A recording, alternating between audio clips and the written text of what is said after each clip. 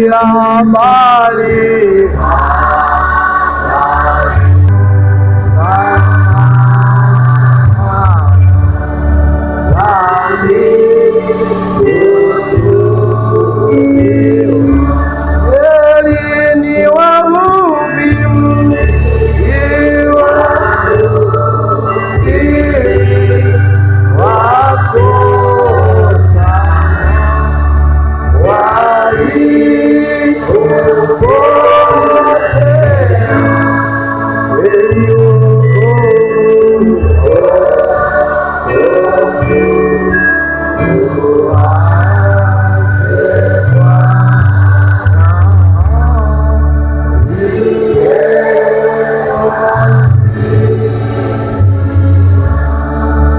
Waebrania 11:24 mpaka 26. Waebrania 11:24 mpaka 26. Kwa imani Musa alipokuwa mtu mzima akakataa kuitwa mwana wa binti Farao. Akaona ni afadhali kupata mateso na watu wa Mungu kuliko kujifurahisha katika dhambi kwa kitambo, akihesabu ya kuwa kushutumiwa kwake Kristo ni utajiri mkuu kuliko hazina za Misri, kwa kuwa aliyatazamia hayo malipo. Nataka kuzungumza kufunga. Mtu hawezi kukutana na Mungu na abaki vile alivyo. Hawezi. Amen. Hawezi. Ndio maana yule dada yetu, najua ule mchukue basi ameongea mara nyingi sana. Siko vile nilivyokuwa. Hebu iweke pale tunapofunga, tuko mwishoni. Jina la libarikiwe sana. Amezisema nyingi mno nabii hizo. Dada yule mweusi. Dada mweusi. Nabii alikuwa anamgiza mpaka sauti yake alikuwa hajui Kiingereza vizuri. Kuzunguka kiuga fulani. Dada mweusi yule anapatikana popote. Rafiki zangu mweusi, maskini dada mweusi, hapa si muda mrefu uliopita alikuwa akitoa ushuhuda, nao walikuwa kimdhihaki, akasema, "Lo, wewe si kitu." Wanamdhihaki sababu lugha yake. Akiongea wanacheka wote.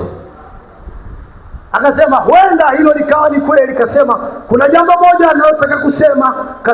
Akasema siko vile ninavyopaswa kuwa, wala mimi si vile ninavyotaka kuwa, ila kuna jambo moja ninalojua, mimi siko vile nilivyokuwa.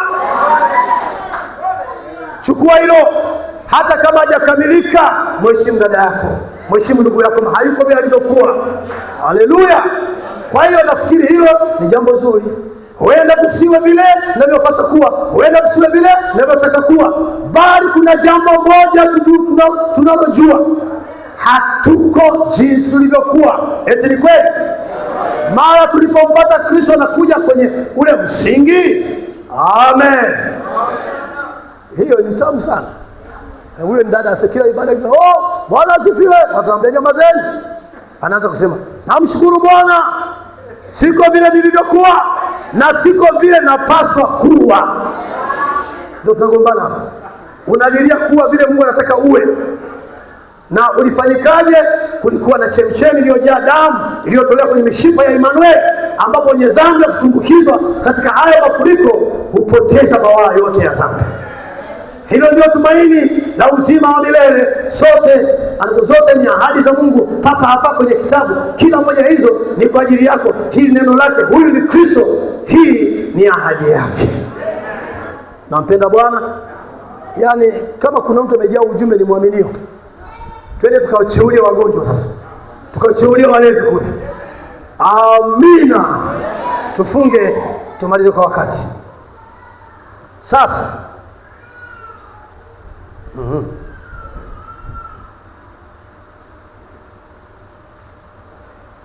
nisome buku moja au mbili tuishia pale. Tuone kwenye ujumbe unaitwa watangu siku hiyo. Nadhani nimekoma sana kwa leo. Huu wa 60 wa 59 wa 59 kifungu cha 80. Tunafunga hivi muda umeisha. 84. Na furaha kubwa leo sana mlioomba manyumbani kwenu hapa kanisani. Mungu yuko hapa sasa. Anatunenea. Wewe sio mtu wa kawaida. Usikae hapo ukiwa mbabaishaji. Hakuna mtu anayeweza kuwa vile vile hakuna kitu kinachoweza kuwa vile vile mara kinapokutana na Mungu. Ni kweli au sio kweli? Nauliza, ni kweli au sio kweli? Ukutana na Mungu bado yule mwongo, hasira, danganyifu. Kamwe hata kuwa vile vile. Naweza kukumbuka nikilala hapa kwenye kitanda cha hospitalini, madaktari walinipa dakika 3 kuishi. Kwa wagonjwa niwaambie hapo, kama umekuja leo, hakuna mgonjwa ataishi kwenye kanisa hili awe mgonjwa. Lazima utapona tu. Kwa nini? Tunahubiri ukweli, nanyi mtaijua kweli, na hiyo kweli itakuweka huru.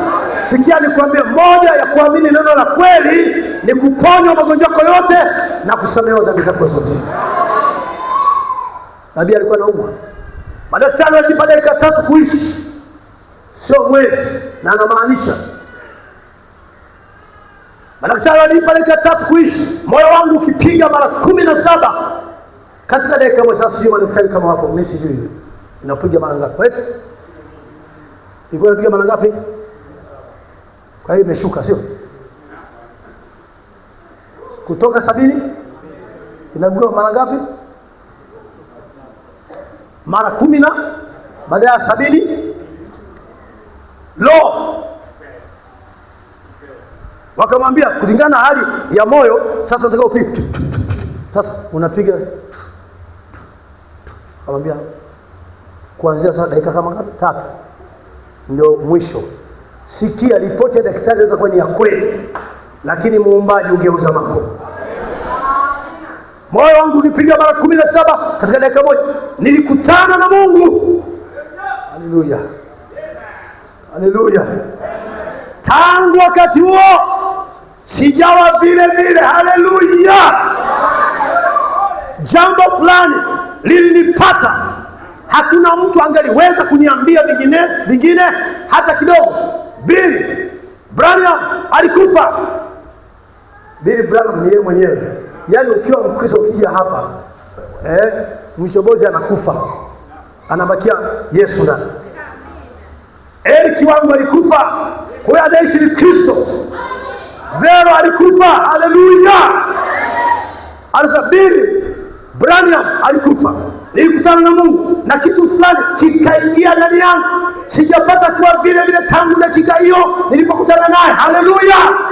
Yeye alinibadilisha. Piga kelele, gonga kifuani. Yeye alinibadilisha.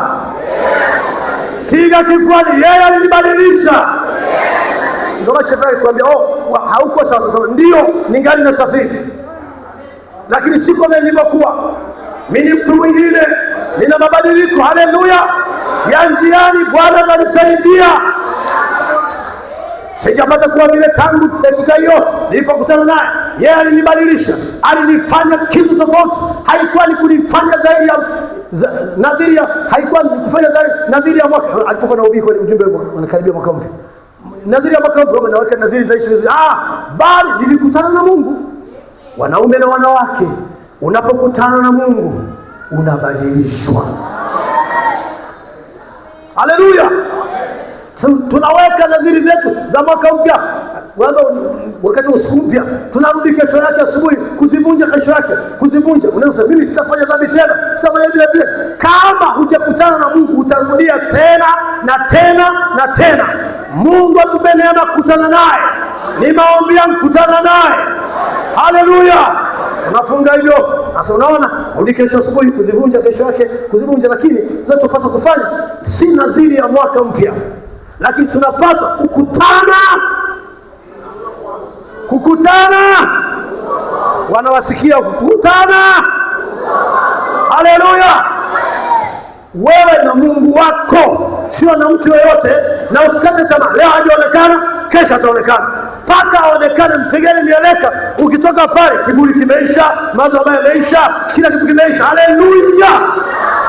Lakini tunapaswa kukutana uso kwa uso na Mungu na kupata uzima milele. Tuzaliwe kwa roho wake.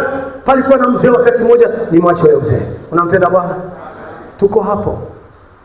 Mungu tusaidie. Nampenda Bwana. Mungu nisaidie. Nisaidie Bwana. Tuone kifungu cha nadhani bishapita kote huko. Asante. Kwa mwisho nimemaliza. Asante. Niwahi. Mnampenda Bwana? Tuende kwenye ujumbe wa mwaka 60 au 59 hiyo sijui kama ni hapo kweli. Okay. Kifungu cha 95. Huo tutafunga na hiyo. Basi. Nasikia kutosheka. Mnampenda Bwana? Mungu ni mzuri sana. Kama kuna wakati tutaona furaha isiyoneneka ni majira haya, sababu tunaenda kupendeza moyo wa Mungu sasa. Nami nasema mchana wa leo, kama mtu anataka badiliko halisi lije juu yake, acha akutane na Mungu uso na kukutana na yeye wakati mmoja, ndipo anaweza kusema tangu wakati huo na kuendelea, tangu wakati huo na kuendelea, nilikuwa mtu aliyebadilika. Ninajua kwa ujuzi, experience. Ndugu Branham anajua kwa ujuzi. Hakuna mtu alikuwa na maasira kama yeye. Danganyifu, mwongo. Kuna siku alikutana naye, alikuwa mahali fulani anaomba kwenye kibanda. Wakati alimpata, nabii anasema alitoka kwenye hicho kibanda, anatembea angani, hagusi kwenye ardhi, furaha aliyonayo. Na yeye ilibidi ajazwe Roho Mtakatifu. Mungu ashukuriwe sana. Tumalizie hapo. Nasikia vizuri sasa. Mungu wa Branham wewe.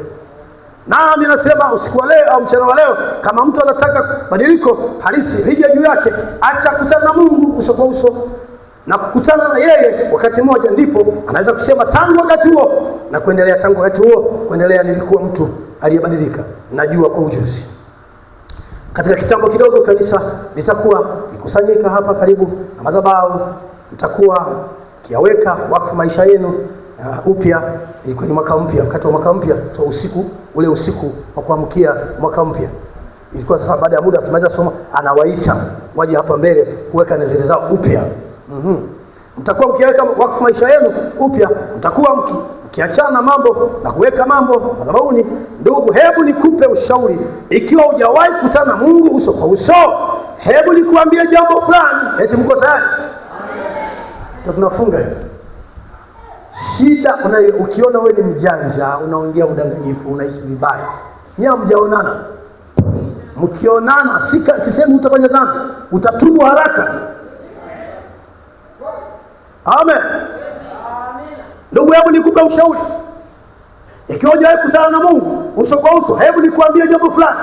Wewe kaa kwenye haya madhabahu, kaa hapo tu mpaka utakapokutana na Mungu, ndipo unaweza kuelekeza kidole chako kwenye usiku huo wa mwaka mpya. Sio na kusema tu nilifungua ukurasa mpya, no, niweka nadhiri mpya, lakini tangu wakati huo na kuendelea nilikutana na Mungu, ndipo maisha yako yanabadilika na mambo yakawa tofauti na kila kitu kikawa kipya kwangu mimi tena, tangu wakati huo na kuendelea, wakati ambapo unakutana na Mungu.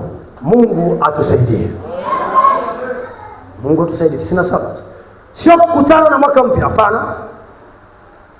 Tutakabiliana na kweli katika dakika chache. Ilikuwa mwaka unakuja baada ya kitambo kidogo, yapata saa 2 ilikuwa mwaka uingie. Tutakabiliana mwaka mpya, tunakutana nao pamoja na nadhiri, tunakutana nao pamoja na ahadi, tunakutana nao pamoja na vyote. Mungu atusaidie. Tusimame.